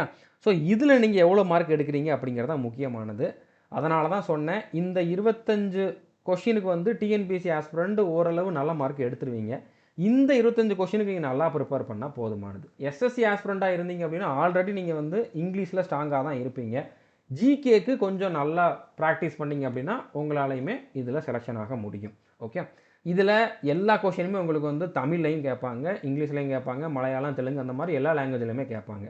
இங்கிலீஷ் லாங்குவேஜ் இது வந்து இங்கிலீஷில் மட்டும்தான் இருக்கும். இதை தமிழில் கேட்க மாட்டாங்க. ஓகே. ஏன்னா இங்கிலீஷ் கிராமர் தான் அதில் இருக்க போது, அதை தமிழில் கேட்க முடியாது. ஆனால் மற்ற 3 சப்ஜெக்ட்லையும் இருக்கக்கூடிய எல்லா கொஷினுமே உங்களுக்கு வந்து எல்லா லாங்குவேஜ்லையுமே இருக்கும். 13 லாங்குவேஜில் இருக்கும். ஓகே. அதில் தமிழும் உண்டு. ஸோ எல்லா கொஷினுமே அப்ஜெக்டிவ் டைப் தான். ஒரு கொஷினுக்கு 3 மார்க் கொடுக்குறாங்க, அப்போ பேராகிராஃப் மாதிரி எழுதுகிற மாதிரி இருக்குமோ அப்படின்னு நினச்சிங்கன்னா அப்படி கிடையாது. ஒரு கொஷின் கேட்டிருப்பாங்க, அதில் 4 ஆப்ஷன் இருக்கும். அந்த 4 ஆப்ஷனில் கரெக்டான ஆன்சர் எது அப்படிங்கிறத நீங்கள் செலக்ட் பண்ணுற மாதிரி இருக்கும். அதுவும் ஆன்லைனில் தான். அப்படின்னால இது வந்து மல்டிபிள் சாய்ஸ் கொஷின்ஸ் தான். ஓகே. ஸோ செஷன் 1ல் வந்து நெகட்டிவ் மார்க் கிடையாது. செஷன் 2ல் 1 மார்க் நெகட்டிவ் மார்க்கு. கரெக்டாக அட்டன் பண்ணிங்கன்னா 3 மார்க். புரிஞ்சிருக்குன்னு நினைக்கிறேன். கிளியராக அண்டர்ஸ்டாண்டாக இருக்கும் நம்புகிறேன். ஓகே.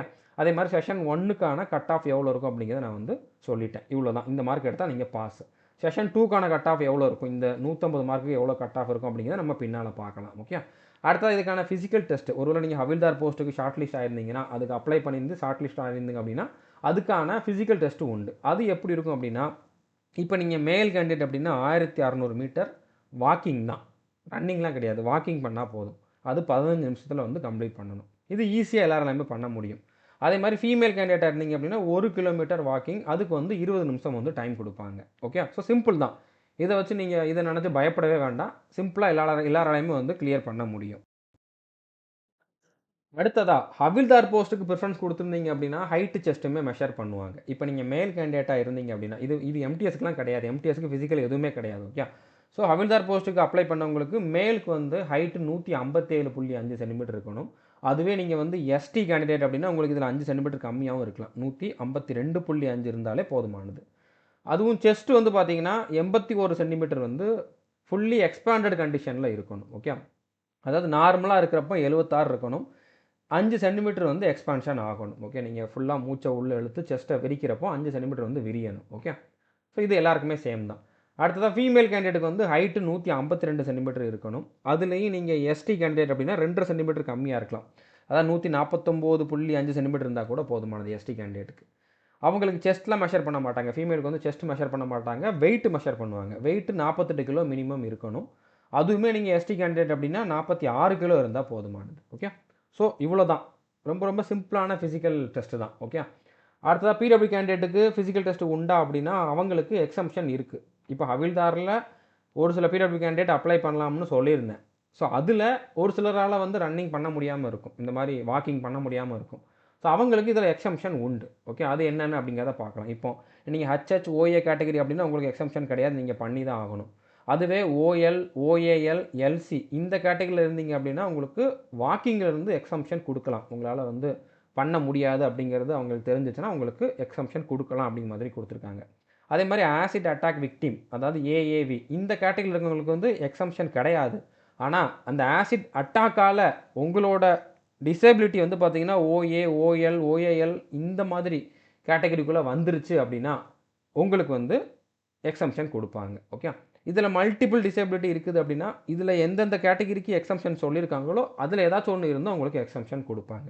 அதனால் பிடபிள்யூ கேண்டிடேட் இதில் கண்டிப்பாக அப்ளை பண்ணலாம். ஓகே, அடுத்ததாக ஏஜ் ரிலாக்ஸேஷன் பற்றி நான் ஆல்ரெடி சொல்லியிருந்தேன். இந்தந்த கேட்டகரியில் இருக்கவங்களுக்கு இவ்வளோ ரிலாக்ஸேஷன் இருக்குது அப்படின்னு சொல்லியிருந்தேன். ஓகே, ஸோ அப்போது நீங்கள் ஓபிசி இடபிள்யூஎஸ் இல்லைனா எஸ்சி எஸ்டியில் அப்ளை பண்ணுறீங்க அப்படின்னா அதுக்கு ப்ரூஃப் வந்து கண்டிப்பாக கேட்பாங்க. அது உங்களுடைய அந்த கேஸ்ட் சர்டிஃபிகேட்டு தான். ஓகே, அதாவது நீங்கள் ஓபிசி எஸ்சி எஸ்டி இல்லைனா பிடபிள்யூ சர்டிஃபிகேட் வந்து வச்சுருக்கணும், இடபிள்யூஎஸ்க்குமே வந்து வச்சுருக்கணும். ஓகே, ஸோ அதுக்கான க்ரூஷியல் டேட் வந்து பார்த்தீங்கன்னா 24/7/2025. இந்த டேட்டுக்கு முன்னால் நீங்கள் இந்த சர்டிஃபிகேட் வாங்கியிருக்கணும். இப்போ ஓபிசி கேண்டிடேட்னா 1/4/2005க்கு அப்புறம் 24/7/2025க்கு முன்னால் இந்த டேட்டுக்கு நடுவில் நீங்கள் ஓபிசி சர்டிஃபிகேட் வாங்கிடுங்க. ஜென்ரலாக வந்து 3 வருஷம் வேலிடிட்டி பார்ப்பாங்க. அதாவது இந்த டேட்லேருந்து 3 வருஷத்துக்கு முன்னால் வாங்கின சர்டிஃபிகேட் கூட எலிஜிபிள் தான் அப்படிங்கிற மாதிரி சொல்லுவாங்க. பட் இருந்தாலும் இப்போ ரீசெண்ட் டைம்ஸில் வந்து பார்த்திங்கன்னா ஒரு சில டிபார்ட்மெண்ட் வந்து இதை தப்பாக ஃபாலோ பண்ணுறாங்க. ஸோ நம்மளுக்கு ரிஸ்க் எடுக்க வேண்டாம், நம்ம வந்து ஒரு டவுட்டில் இருக்க வேண்டாம், பயப்படாமல் இருக்கணும் அப்படின்னா இந்த மாதிரி எடுத்துக்கிறது நல்லது. ஓகே, ஸோ இப்போ ரீசெண்டாக கூட நீங்கள் ஒரு ஓபிசி சர்டிஃபிகேட் வாங்கி வச்சுக்கோங்க இந்த டேட்லேருந்து இந்த டேட்டுக்குள்ளே. அதே மாதிரி நீங்கள் இடபிள்யூஎஸ் கேண்டிடேட் அப்படின்னா 2025-26 வருஷத்தில், அதாவது போன வருஷம் இன்கம்மை பேஸ் பண்ணி இந்த வருஷம் வாங்கினா இடபிள்யூஎஸ் சர்டிஃபிகேட் இருக்கணும். அதாவது அவங்களுமே இதே தான் 1/4/2025க்கு அப்புறம் 24/7/2025க்கு முன்னால் இடபிள்யூஎஸ் சர்டிஃபிகேட் வாங்கியிருக்கணும். எஸ்சி எஸ்டி கேண்டிடேட்னா அவங்களுக்கு பிரச்சனையே இல்லை. இந்த அப்ளை பண்ணுற லாஸ்ட் டேட் இருக்குதுல்ல, இந்த டேட்டுக்கு முன்னால் உங்கள் லைஃப் டைமில் நீங்கள் எப்போ வாங்கியிருந்தாலும் அந்த சர்டிஃபிகேட்டை யூஸ் பண்ணிக்கலாம். இப்போ ஆல்ரெடி நம்ம கவர்மெண்ட்டில் கொடுத்துருந்த எஸ்சி எஸ்சி சர்டிஃபிகேட் தான், அதுக்குன்னு தனியாக இப்போ இந்த சென்ட்ரல் கவர்மெண்ட்டுக்கு நீங்கள் தனியாக வாங்கணும்னு அவசியம் இல்லை. Okay, but OBC EWS certificate வந்து நீங்கள் புதுசாக வாங்கணும். அதுவுமே நீங்கள் நம்ம ஊரில் தாலுகா ஆஃபீஸில் வாங்கினா போதுமானது. உங்கள் ஏரியாவில் இருக்கக்கூடிய விஏஓ இல்லைனா இ சேவை மையமில் போய் கேட்டிங்க அப்படின்னா அவங்க வந்து எப்படி வாங்கலாம் அப்படிங்கிறத வந்து கைட் பண்ணுவாங்க. ஓகே, ஸோ புரிஞ்சுருக்குன்னு நினைக்கிறேன். இப்போ உங்களுக்கு எக்ஸாம் பேட்டர்ன் வந்து ஆல்ரெடி கிளியராக நான் வந்து எக்ஸ்பிளைன் பண்ணிட்டேன். அதுக்கான சிலபஸ் என்ன அப்படிங்கிறத பார்க்கலாம். ஓகே, இப்போ செஷன் 1ல் வந்து நீங்கள் எல்லா கொஷினையுமே அட்டன் பண்ணணும். அதில் வந்து நெகட்டிவ் மார்க்கு கிடையாது. ஓகே, ஸோ அதில் என்னென்ன டாபிக் கேட்குறாங்க அப்படின்னா இப்போ ரீசனிங்கில் வந்து sitting arrangement, puzzle, coding, decoding, letter series, analogy, missing numbers, sets, அடுத்ததாக வந்து syllogism, mathematical operation, mirror image, embedded figure, figure completion, இந்த மாதிரி டாப்பிக்கில் இருந்தெல்லாம் கேட்குறாங்க. இதை மட்டும் நீங்கள் படித்தா போதும். ஓகே, இதை மட்டும் படிங்க, ரீசனிங் மட்டும் படிங்க செஷன் 1க்கு. மேத்ஸில் என்னென்ன டாபிக் இருக்குதுன்னு கொடுத்துருக்கேன், பட் இதை நீங்கள் படிக்கவே வேண்டாம். நீங்கள் எம்டிஎஸ் எக்ஸாம் மட்டும்தான் டார்கெட் பண்ணுறீங்கன்னா இதை நீங்கள் ஒரு டாபிக் கூட படிக்க வேண்டாம். ஓகே, ஸோ தேவை அப்படின்னா பார்த்துக்கோங்க, என்னென்ன டாபிக் கேட்குறாங்க அப்படிங்கிறத தெரிஞ்சுக்கணும்னா பார்த்துக்கோங்க. அட்வான்ஸ் மேத்ஸ் எல்லாம் கேட்க மாட்டாங்க, அரித்மெட்டிக் மட்டும்தான் கேட்பாங்க. பட் அதுவும் நீங்கள் படிக்க வேண்டிய அவசியம் இல்லை. ஓகே, அடுத்தது ஜென்ரல் ஸ்டடீஸ் ரொம்ப ரொம்ப முக்கியமானது. இதில் எல்லா டாப்பிக்கில் இருந்தும் கொஷின் வரும். அதில் அதிகமாக வெயிட்டேஜ் வந்து பார்த்திங்கன்னா ஹிஸ்ட்ரி, பாலிட்டி, கரண்ட் அஃபேர்ஸ், ஸ்ட்ராட்டஜிக்கில் இருக்கும். இது வந்து எப்போவுமே இப்படி தான் மெயின்டைன் ஆகும்ட்டு இல்லை, திடீர்னு பயாலஜியில் கூட அதிகமான கொஷின் கேட்பாங்க, ஜாகிரஃபியில் கூட அதிகமான கொஷின்ஸ் கேட்பாங்க. ஓகே, அதனால் நீங்கள் இதில் எதையுமே ஸ்கிப் பண்ணக்கூடாது, எல்லாத்தையுமே படிச்சிருங்க. Okay, biology, geography, economics, physics, chemistry எல்லா டாப்பிக்குமே படிச்சிருங்க. ஸோ அந்த மாதிரி தான் நான் வந்து டைம் டேபிள் கொடுத்துருப்பேன். உங்களால் வந்து ஒரு டீசெண்டான மார்க் எடுத்து செலெக்ஷன் ஆகிற அளவுக்கு மார்க் எடுக்கிற மாதிரி தான் நான் வந்து டைம் டேபிள் கொடுத்துருப்பேன். ஓகே, ஸோ புரிஞ்சுட்டுன்னு நினைக்கிறேன். கரண்ட் அஃபேர்ஸுமே நம்ம கோர்ஸில் அவைலபிளாக இருக்குது, அதை மட்டும் பார்த்தா போதும், வெளியில் எங்கேயும் நீங்கள் படிக்க வேண்டிய அவசியம் கிடையாது. அடுத்ததாக இங்கிலீஷை பொறுத்த வரைக்கும் sentence improvement, error spotting, fill-ups, இதெல்லாம் வந்து கிராமர் போர்ஷன். இதில் இத்தனை கொஷின்ஸ் வந்து கேட்குறாங்க. அடுத்து க்ளோஸ் டெஸ்ட்னு ஒன்று இருக்குது, அதுலேருந்து 5 கொஷின் கேட்பாங்க. அதாவது ஒரு பேராகிராஃப் இருக்கும். ஓகே, அந்த பேராகிராஃபுக்குள்ளே 5 ஃபில் இன் த பிளாங்க் இருக்கும், நடுவில் வந்து கேப் விட்டுருப்பாங்க. அந்த இடத்துல என்ன வார்த்தைகள் வரும் அப்படிங்கிறத நீங்கள் சூஸ் பண்ணுற மாதிரி இருக்கும். ஸோ ஒரே பேராகிராஃபில் 5 கொஷின் கேட்பாங்க. அடுத்து ஒக்காபுலரின்னு எடுத்துக்கிட்டிங்கன்னா one word substitutions, idioms, synonyms, antonyms, misspelt words, இது எல்லாமே கேட்குறாங்க. எல்லாமே நம்ம கோர்ஸில் பர்ஃபெக்டாக டீச் பண்ணியிருக்கோம், அதை மட்டும் பார்த்தாலே போதுமானது. இங்கிலீஷில் 25 கொஷினுக்கு 25 கொஷின் உங்களால் ஃபுல்லாக அடிக்க முடியும். ஜிகேலையுமே வந்து பார்த்தீங்கன்னா உங்களால் வந்து 25க்கு 20 கிட்ட அடிக்க முடியும். அதை வந்து நீங்கள் எய்ம் பண்ணலாம். ஓகே, ஸோ புரிஞ்சுருக்குன்னு நினைக்கிறேன். இப்போ இதில் வந்து இதுக்கு முன்னால் கடந்த 3 வருஷத்தில் எவ்வளோ கட் ஆஃப் இருந்திருக்குது அப்படிங்கிறத கொடுத்துருக்கேன். இந்த வருஷம் எது வந்து சேஃப் ஸ்கோராக இருக்கும் அப்படிங்கிறதையும் கொடுத்துருக்கேன். ப்ராக்கெட்டில் இருக்கிறதெல்லாம் வேக்கன்சி. ஓகே. இப்போ 2022ல் 11,000 வேக்கன்சி, கிட்டத்தட்ட 12,000 வேக்கன்சி. ஓகே. ஆனால் 23ல் 1,400 வேக்கன்சி தான். 1,400 கிட்ட தான் வேக்கன்சி. பட் கட் ஆஃப் அந்த அளவுக்குலாம் பெரிய லெவலில் வேரி ஆகலை. கண்டிப்பாக இன்க்ரீஸ் ஆகிருக்குது, பட் ரொம்ப அதிகமான வேரி ஆகாது. எப்படி பார்த்தாலும் இந்த 130 அந்த ரேஞ்சில் தான் இருக்கும். இது எவ்வளோக்கு கட் ஆஃப்? 150 மார்க்குக்கு. செஷன் 2 தான் முக்கியம்னு சொல்லியிருந்தேன். செஷன் 2ல் ஜிகே இங்கிலீஷ் ரெண்டும் சேர்த்து 150 மார்க்கு கேட்குறாங்களா? இந்த 150 மார்க்குக்கு இவ்வளோ கட் ஆஃப் வச்சுருக்காங்க. இந்த கட் ஆஃப் மார்க்குக்கு மேலே எடுத்தவங்க எல்லாருமே செலெக்ஷன் ஆகிட்டாங்க. ஓகே. ஸோ போன வருஷம் கொஞ்சம் வேக்கன்சி அதிகம், அதனால் கட் ஆஃப் ரொம்ப கம்மியாக தான் இருந்திருக்கு. இந்த வருஷம் வந்திருக்கக்கூடிய வேக்கன்சிக்கு வந்து இது சேஃப் ஸ்கோராக இருக்கும். ஓகே. நீங்கள் யூஆர்னா 150க்கு 130க்கு மேலே எடுக்கணும். ஓபிசி இடபிள்யூஎஸ்மே 130க்கு மேலே எடுக்கணும். எஸ்சினா 125க்கு மேலே, எஸ்டினா 115க்கு மேலே எடுக்கணும். ஓகே. ஸோ இது வந்து நீங்கள் டார்கெட்டாக வச்சுக்கோங்க. இந்த டார்கெட்டை எப்படி அச்சீவ் பண்ணுறது? இங்கிலீஷில் நீங்கள் ஃபுல் மார்க் எடுக்கணும். ஓகே. அதாவது 25 கொஷின் மார்க்கில் பார்த்தீங்கன்னா 75 மார்க் வந்து எடுக்கணும். அதே மாதிரி ஜிகேல வந்து ஒரு 19 கொஷின் கிட்ட கரெக்டாக போடுற மாதிரி பார்க்கணும். இந்த 75 எடுக்கிறது ஈஸி தான். இது வந்து பாசிபிள் தான், நிறைய பேர் பண்ணியிருக்காங்க. ஆனால் ஜிகேல 25க்கு 15க்கு மேலே எடுக்கிறதே கஷ்டம்தான். ஓகே. அதனால் நீங்கள் வந்து அந்த 15 வரைக்கும் வந்துடலாம், அதுக்கு மேலே வர்றது கொஞ்சம் கஷ்டம்தான். பட் 15க்கு மேலே எடுத்தாலே நீங்கள் செலெக்ஷன் ஆகிறதுக்கான பாசிபிலிட்டிஸ் இருக்குது. ஓகே. ஏன்னா நார்மலைசேஷன் பண்ணதுக்கப்புறம் வர்ற ஸ்கோர் தான் இது. இந்த ஸ்கோர் வந்து எடுத்தவங்க ரா ஸ்கோர் வந்து பார்த்தீங்கன்னா இந்த கட் ஆஃப் வந்து பார்த்தீங்கன்னா இப்போ 121 கட் ஆஃப் வச்சுருக்காங்க அப்படின்னா, இந்த 121 மார்க் எடுத்தவர் வந்து பார்த்தீங்கன்னா அவரோட ரா ஸ்கோர் வந்து 115 கூட இருந்திருக்கும். அவருக்கு நார்மலைசேஷனில் ஒரு 5 மார்க் கிட்ட இன்க்ரீஸ் ஆகிருக்கும், 5-6 மார்க் கிட்ட இன்க்ரீஸ் ஆகிருக்கும். ஓகே. அதனால் 120 கிட்ட எடுத்தாலே சான்ஸ் இருக்குது. பட் இருந்தாலும் டவுட்டே இல்லாமல் செலெக்ஷன் ஆகணும் அப்படிங்கிற மாதிரி நீங்கள் வந்து இருக்கணும் அப்படின்னா இவ்வளோ மார்க் எடுக்கணும் அப்படிங்கிறத நான் சொல்லியிருக்கேன். நீங்கள் இவ்வளோ டார்கெட் பண்ணுங்கள். இதை விட 1-2 கம்மியானாலும் ப்ராப்ளம் இல்லை. ஓகே. ஸோ புரிஞ்சுருக்குன்னு நினைக்கிறேன். இப்போ செஷன் 1க்கான ஸ்ட்ராட்டஜி என்ன அப்படின்னா, செஷன் 1ல் உங்களுக்கு வந்து மினிமம் 36 மார்க் எடுத்தால் போதும். ஓகே. 120 மார்க்குக்கு 40 கொஷினில் 12 கொஷின் கரெக்டாக போட்டால் போதும். நெகட்டிவ் மார்க்குமே கிடையாது. ஸோ நீங்கள் ரீசனிங் மட்டும் படிங்க, மேத்ஸை வந்து ஸ்கிப் பண்ணிடுங்க. படிக்கணும்னு நினச்சிங்கன்னா ஏதாச்சும் ஒரு 3 டாபிக் பார்த்துக்கோங்க, அது நம்ம கோர்ஸில் டீச் பண்ணியிருக்கோம். எல்லா கொஷினையும் அட்டன் பண்ணிடுங்க, ஏன்னா நெகட்டிவ் மார்க்கு கிடையாது. தெரியுதோ தெரியலையோ அட்டன் பண்ணிடுங்க. ஓகே. சிம்பிள் தான். செஷன் 1க்கு நம்ம நிறைய யோசிக்க வேண்டிய அவசியம் கிடையாது. செஷன் 2வை பொறுத்த வரைக்கும் நம்ம கொஞ்சம் தெளிவாக படிக்கணும். ஓகே. கரெக்டான பிளான் போட்டு படிக்கணும். இப்போ செஷன் 2ல் ஃபஸ்ட்டு வந்து என்னது இங்கிலீஷ் இருக்குது. ஸோ இங்கிலீஷ் கிராமர் ஃபுல்லாகவே நம்ம கோர்ஸில் தெளிவாக டீச் பண்ணியிருக்கோம். அதை ஃபுல்லாக எதையுமே ஸ்கிப் பண்ணாமல் பாருங்கள். இந்த 120 ரூல் பார்க்குறேன், இம்பார்ட்டன்ட் ரூல் மட்டும் பார்க்குறோம்னு நினச்சிக்கிட்டு இருந்தீங்கன்னா இதில் செலெக்ஷன்லாம் ஆக முடியாது. 10 கொஷினில் 5-6 கொஷின் அட்டன் பண்ணலாம், ஆனால் செலெக்ஷன் ஆக முடியாது. எல்லா ரூலையும் பார்த்து வச்சா தான் உங்களால் வந்து எல்லா கொஷினையும் அட்டன் பண்ண முடியும். செலெக்ஷன் ஆகணும்னா நீங்கள் எல்லாத்தையும் பாருங்கள். இல்லை ஒரு சும்மா கொஞ்சம் மார்க் எடுத்தால் போதும்னு நினச்சிங்கன்னா, செலெக்ஷன்லாம் ஆக வேண்டாம்னு நினச்சிங்கன்னா 120 ரூல்ஸ்னு சொல்லி ஒரு சில சேனலில் டீச் பண்ணியிருப்பாங்க, அதை வேணால் நீங்கள் பார்த்துக்கலாம். ஓகே. அடுத்ததாக ஒக்காபுலரி ஃபுல்லாகவே நம்ம கோர்ஸில் டீச் பண்ணியிருக்கோம், அதை ஃபுல்லாக பார்த்துருங்க. Okay. One word substitutions, idioms, synonyms, antonyms, இப்போ ஃப்ரேசல் வேர்புமே ஆட் பண்ணிக்கிட்டு இருக்கோம். இது வந்து ஒரு சில நேரம் இந்த க்ளோஸ் டெஸ்ட் அந்த மாதிரி இதில் கேட்குறாங்க, ஃபில் இன் த பிளாங்கில் கேட்குறாங்க. அப்படின்னால இதையும் சேர்த்து படிச்சுக்கோங்க. இதுக்கு ஒரு 10 வீடியோ கிட்ட கொடுப்போம்னு வச்சுக்கோங்களேன், 10லேருந்து 15 வீடியோ கிட்ட கொடுப்போம், அதையும் சேர்த்து படிச்சுக்கோங்க. ஓகே. இப்போ தான் டீச் பண்ணிக்கிட்டு இருக்கோம். இது வந்து ஒரு 10 நாளுக்குள்ளே கம்ப்ளீட் பண்ணிடுவோம். ஓகே.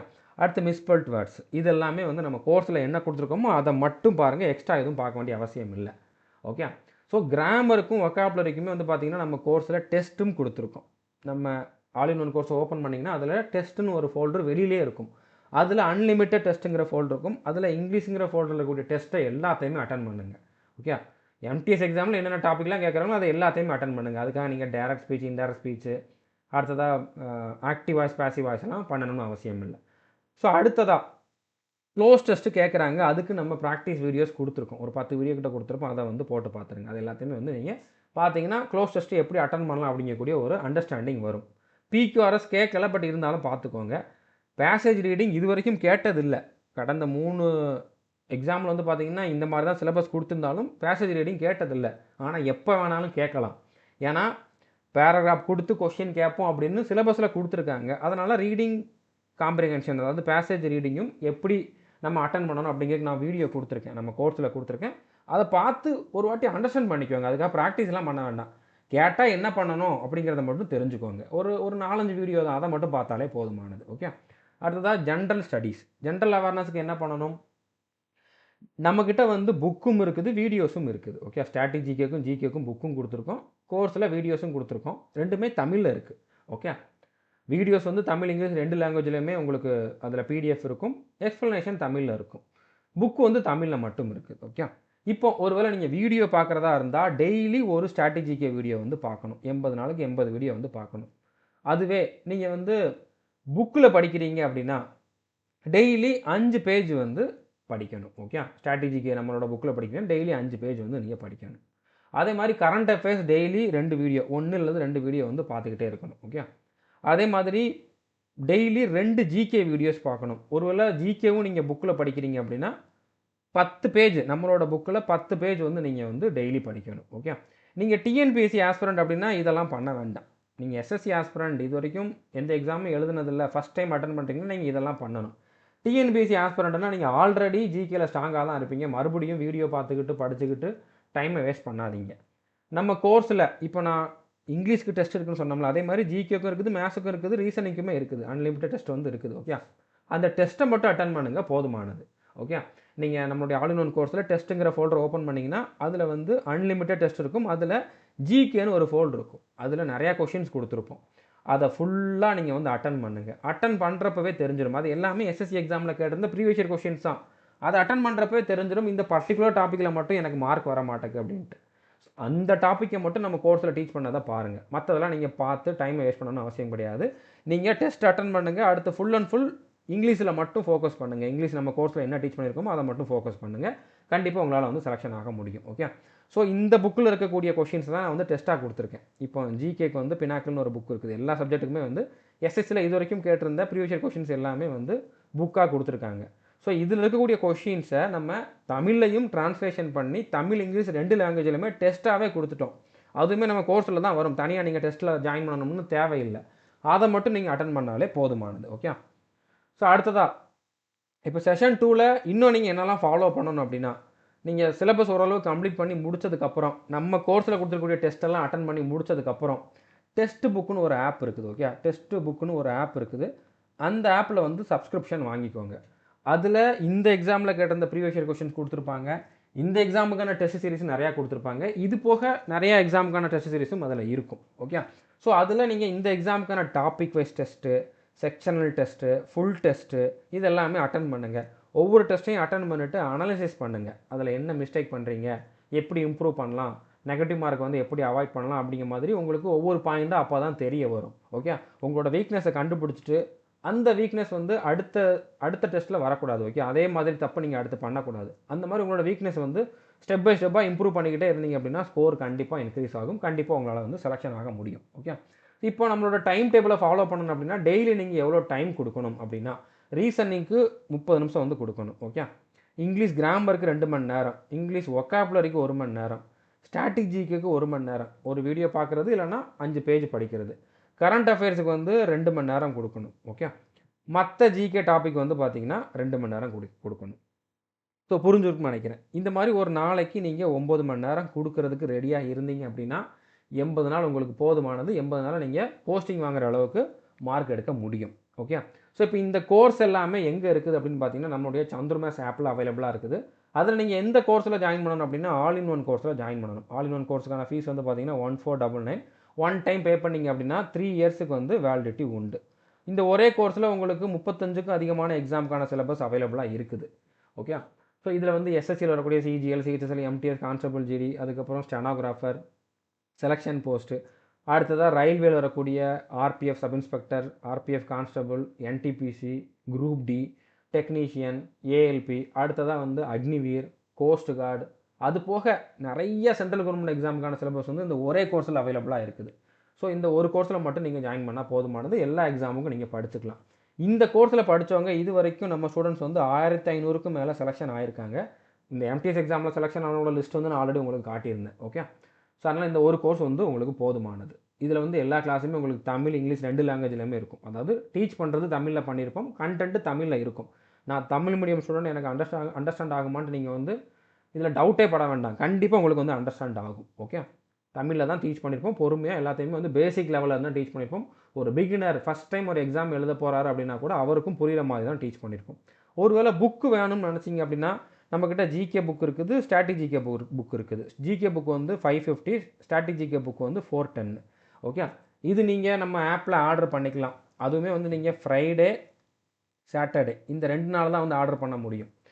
அந்த 2 நாள் எப்படி ஆர்டர் பண்ணலாம் அப்படிங்கிறது வந்து நீங்கள் சேட்டில் கேட்டிங்கன்னா உங்களுக்கு கைட் பண்ணுவாங்க. நம்மளுடைய ஆப்லேயே புக்ஸ்னு சொல்லி ஒரு ஆப்ஷன் இருக்கும், அதில் போய் நீங்கள் ஆர்டர் பண்ணிக்கலாம். ஓகே, ஸோ நீங்கள் பே பண்ணிவிட்டு அட்ரஸ்லாம் கொடுத்துட்டீங்க அப்படின்னா உங்களோட அட்ரஸுக்கு நாங்கள் 1 வீக்குள்ளே புக்கு அனுப்பிச்சி வச்சுருவோம். ஓகே, ஸோ புரிஞ்சுட்டு நினைக்கிறேன். பட் கோர்ஸ் மட்டுமே போதுமானது, புக்கு கண்டிப்பாக வாங்கணும்னு நான் சொல்லலை. பட் ரொம்ப நேரம் என்னால் வீடியோ பார்க்க முடியாது, புக்கு இருந்தால் நல்லாயிருக்கும்னு கேட்குறவங்களுக்கு தான் புக்கு. இது தமிழில் மட்டும்தான் இருக்குது. தமிழ் ஸ்டூடெண்ட்ஸ் மட்டும் புக்கு வாங்கிக்கோங்க. இல்லை நான் வந்து கோர்ஸ்லேயே பார்த்துக்கிறேன், அதுக்கு வீடியோஸ் எல்லாமே இருக்குதானா? கண்டிப்பாக இருக்குது. 100% எல்லா சிலபஸுமே கம்ப்ளீட் பண்ணியிருக்கோம். நீங்கள் வீடியோஸ் மட்டும் பார்த்தாலே போதும், புக்கு கண்டிப்பாக வாங்கணும்லாம் அவசியம் இல்லை. ஓகே, ஸோ எப்படி நம்மளுடைய கோர்ஸில் ஜாயின் பண்ணலாம் அப்படின்னா டிஸ்கிரிப்ஷனில் ஹவு டு ஜாயின் அவர் கோர்சஸ்ன்னு சொல்லி ஒரு வீடியோ கொடுத்துருக்கேன். அந்த வீடியோ பார்த்துட்டு அதில் என்ன ப்ரொசீஜர் சொல்லியிருக்கணும் அதை ஃபாலோ பண்ணிவிட்டு நீங்கள் வந்து ஜாயின் பண்ணிக்கலாம். ஓகே, ஸோ புரிஞ்சுருக்குன்னு நினைக்கிறேன். ஸோ இதை பற்றி நம்ம ஆல்ரெடி பார்த்தாச்சு. நம்மளுடைய ஆல் இன் ஒன் கோர்ஸில் 2000க்கு அதிகமான வீடியோஸ் பிடிஎஃப் வந்து ப்ரொவைட் பண்ணியிருக்கோம். ஒவ்வொரு வீடியோஸ்க்குமே வந்து பிடிஎஃப்பும் கொடுத்துருப்போம்.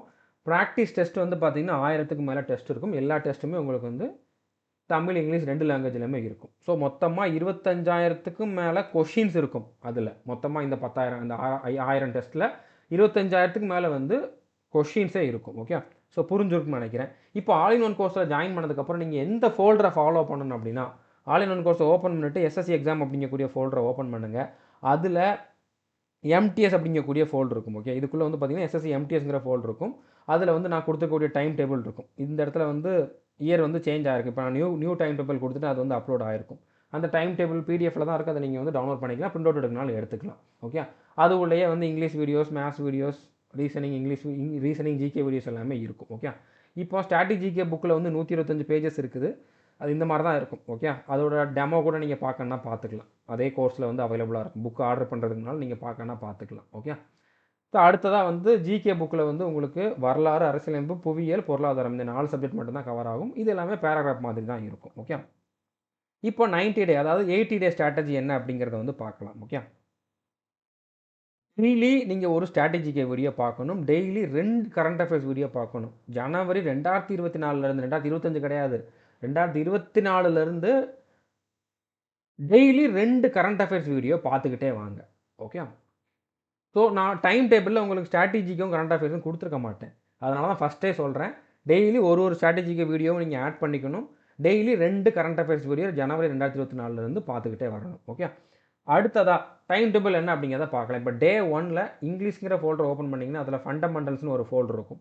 அதில் 2 வீடியோ பாருங்கள். ஒக்காபுலரிங்கிற ஃபோல்டர் ஓப்பன் பண்ணிங்கன்னா அதில் ஒன் வேர்ட் சப்ஸ்டியூஷன் ஒரு ஃபோல்டர் இருக்கும். அதில் 2 வீடியோ பாருங்கள். ஜிகே ஃபோல்டரில் பாலிட்டின்னு ஒரு ஃபோல்டர் இருக்கும். அதில் 2 வீடியோ பாருங்கள். ரீசனிங் ஃபோல்டரில் நம்பர் சீரிஸ்னு ஒரு ஃபோல்டர் இருக்கும். அதில் ஒரு வீடியோ பாருங்கள். இந்த மாதிரி டெய்லி நீங்கள் எல்லா சப்ஜெக்ட்டும் படிக்கிற மாதிரி நான் டைம் டேபிள் கொடுத்துருப்பேன். இது போக ஸ்டாட்டிக் ஜிகே வந்து ஒரு வீடியோ, கரண்ட் அஃபேர்ஸ் 2 வீடியோ, அதையும் சேர்த்து நீங்கள் படிக்கணும். ஓகே, ஸோ புரிஞ்சுருக்குன்னு நினைக்கிறேன். இந்த மாதிரி 80 நாளுக்கான டைம் டேபிள் வந்து நான் கொடுத்துருக்கேன். 80 நாளுக்கு அப்புறமும் உங்களுக்கு டைம் இருக்கும். ஏன்னா எல்லாருக்கும் மொதல் நாள் எக்ஸாம் இருக்காது. ஸோ அவங்களாம் என்ன பண்ணணும் அப்படின்னா மிஸ்பெல்ட் வேர்ட்ஸுக்கு வந்து நம்ம பிடிஎஃப் கொடுத்துருப்போம், அதை வந்து ரீட் பண்ணுங்கள். ஏன்னா அதை வந்து நம்ம டீச் பண்ணியிருக்க மாட்டோம். அதை டீச் பண்ணுறதுக்கு எதுவுமே இல்லை. வார்த்தைகளுடைய ஸ்பெல்லிங் உங்களுக்கு மனப்பாடமாக இருக்கணும். அதில் எக்ஸ்பிளைன் பண்ணுறதுக்குலாம் எதுவுமே இல்லை அப்படின்னா நம்ம வந்து நீங்கள் எந்தெந்த வார்த்தைகளை வந்து மனப்பாடமாக வச்சுக்கணும் அப்படிங்கிறதுக்கான லிஸ்ட்டு கொடுத்துருப்போம், பிடிஎஃப் கொடுத்துருப்போம். அதை வந்து நீங்கள் மனப்பாடம் பண்ணிக்கோங்க. அடுத்து ஃபிசிக்ஸ் கெமிஸ்ட்ரி வந்து நான் டைம் டேபிளில் கொடுத்துருக்க மாட்டேன். ஸோ உங்களுக்கு எக்ஸ்ட்ரா டைம் இருக்குதுன்னா அதையும் சேர்த்து படிச்சுக்கோங்க. ஓகே, மற்றபடி இதை படிக்காதனால உங்களால் செலெக்ஷன் ஆக முடியாது அப்படிங்கிற மாதிரிலாம் இல்லை. டைம் இருந்தால் பாருங்கள், இல்லைனா விட்டுடலாம். ஓகே, ஸோ அதே மாதிரி 80 நாளுக்கு அப்புறம் உங்களுக்கு எவ்வளோ டைம் இருக்குதோ அவ்வளோ டெஸ்ட்டு போடுங்க. ஓகே, முடிஞ்ச அளவு டெய்லி ஒரு டெஸ்ட்டு 2 டெஸ்ட்டாவது வந்து போட்டுருங்க. டெஸ்ட்டை போடுங்க. நம்ம ஆப்லேயுமே வந்து டெஸ்ட்டு கொடுத்துருக்கோம், டாபிக் வைஸ் டெஸ்ட்டு கொடுத்துருக்கோம், அதையும் போடுங்க. டெஸ்ட் புக் ஆப்லேயுமே வந்து டெஸ்ட்டு போடுங்க. டெஸ்ட்டை ரிவைஸ் பண்ணுங்கள், அதை வந்து அனலைஸ் பண்ணுங்கள். அதில் வந்து உங்களோட வீக்னஸை கண்டுபிடிச்சிட்டு அதை வந்து 1 by 1 இம்ப்ரூவ் பண்ணிக்கிட்டே வாங்க. ஓகே, ஸோ கண்டிப்பாக இந்த வீடியோ உங்களுக்கு ரொம்ப யூஸ்ஃபுல்லாக இருந்திருக்குன்னு நம்புகிறேன். உங்களுக்கு தேவையான எல்லா இன்ஃபர்மேஷனும் நான் ப்ரொவைட் பண்ணிக்கிறேன்னு நம்புகிறேன். இது வரைக்கும் நம்ம சேனலை நீங்கள் சப்ஸ்கிரைப் பண்ணலை அப்படின்னா சப்ஸ்கிரைப் பண்ணிவிட்டு பெல் ஐக்கனை கிளிக் பண்ணி வச்சுக்கோங்க.